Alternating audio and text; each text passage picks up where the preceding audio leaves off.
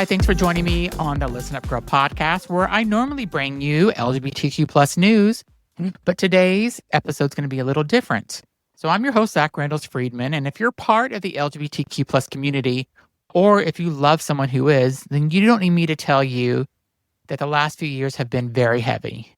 Every week it felt like there was another headline about our lives, another bill, another ban, another debate about whether we belong in schools and healthcare and public life at all. So today, I don't want to relive all of that. Instead, I want to talk about what we want in 2026 to look like for the LGBTQ plus community. Not in abstract terms, but in real, tangible ways that affect how safe we feel, how free we are, and how fully we get to live our lives. This is about us, our rights, our families, our futures. In 2026, the LGBTQ plus community needs a government that stops treating us like a problem to be managed. For too long, the government hasn't failed us, it's actively targeted us, especially trans people, queer youth, immigrants, and anyone living in states that decided our existence was a useful political weapon. So in 2026, what we want is simple but powerful. We want a government that protects LGBTQ plus people instead of putting us in danger. That means federal leadership that is unapologetically clear that LGBTQ plus people are equal under the law. It means state governments backing away from policies that harm queer families. And it means local governments choosing to invest in safety, inclusion, and community instead of lawsuits and censorship. Our rights should not depend on where we live. They should not be negotiable. And they should not disappear every election cycle. One of the biggest things that LGBTQ plus community wants in 2026 is certainty. We are tired of wondering whether we are protected at work, whether a landlord can discriminate, whether a hospital can deny care, whether a school will protect our kids or erase them. In 2026, we want federal LGBTQ plus protections that are crystal clear and actually enforced. No loopholes, no vague language. No exceptions that allow discrimination to continue under the surface. Equality shouldn't require a lawyer to interpret it. It should be obvious, and it should apply everywhere. Trans rights should be fully protected. No more debate. For the LGBTQ plus community, and especially for trans people, 2026 needs to be the year this debate ends. Not the conversation, the debate, because trans lives are not theoretical. They are real. They have been under relentless attack. In 2026, we want trans rights settled as law. We want gender-affirming healthcare protected at the federal level. We want trans youth and their families protected from political interference. We want courts to stop entertaining laws that are clearly unconstitutional, but cause real harm while being challenged. Trans people deserve stability. Trans families deserve peace. And trans kids deserve futures that aren't defined by fear. This isn't about special treatment, it's about equal treatment. Also, ICE going away, especially queer and trans asylum seekers, the system has been brutal.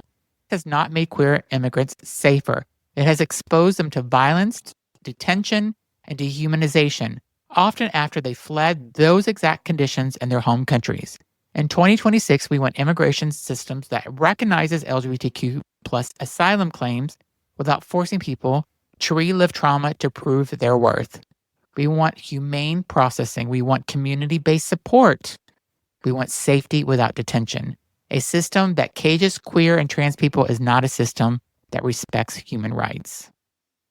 In Florida, where do we even start? Florida changing course for LGBTQ plus people. Florida has been ground zero for some of the most aggressive anti-LGBTQ plus policies in the country. And in 2026, the LGBTQ plus community wants Florida to change. We want queer kids protected in schools, not silenced. We want trans people to be able to access healthcare without fear. We want LGBTQ plus families treated like families, not threats. And this matters because Florida is home to millions of LGBTQ plus people who are still there, still organizing, still living their lives. In 2026, we want Florida to prove that anti-LGBTQ plus policies are out of reach and that states can still choose dignity over cruelty. The 2026 midterms and why it matters for LGBTQ lives. For the LGBTQ plus community, the 2026 midterms are not abstract. They are personal. because elections decide whether our rights are expanded or stripped away. In 2026, we want Democrats to succeed because when they do, LGBTQ plus protections move forward instead of backwards. That means judges who uphold equality, agencies that enforce civil rights, legislation that protects queer and trans people instead of targeting them, and LGBTQ rights are not a side issue in these elections. They are the issue. Safety, visibility, and a different national tone. In 2026, the LGBTQ plus community also wants safety taken seriously, not treated as inevitable, not dismissed as isolated incidents, not excused by rhetoric. We want hate crimes addressed with urgency. We want leaders held accountable for language that fuels violence. And we want the media to stop pretending that attacks on LGBTQ people are just another side of the debate. Words matter, policy follows words, and lives are shifted by both. So when we talk about hope for 2026, this is what the LGBTQ community is asking for, in my opinion. We want to live safely. We want our families protected. We want trans rights settled as law. We want queer immigrants treated with humanity. We want states like Florida and Texas to change course. And we want elections that move us forward, not backwards. Hope isn't passive. It's built through pressure, participation, and refusing to accept less than full equality. This has been Listen Up, Girl, and in 2026, we're not just hoping for better, we're demanding it because the LGBTQ plus community deserves nothing less. Thank you so much for listening to my show. I'm looking forward to bringing you so much great news, hopefully a lot more positive news in 2026. And if you think that somebody should hear this message, please be sure to forward them this podcast episode. Thank you for listening and have a wonderful 2026.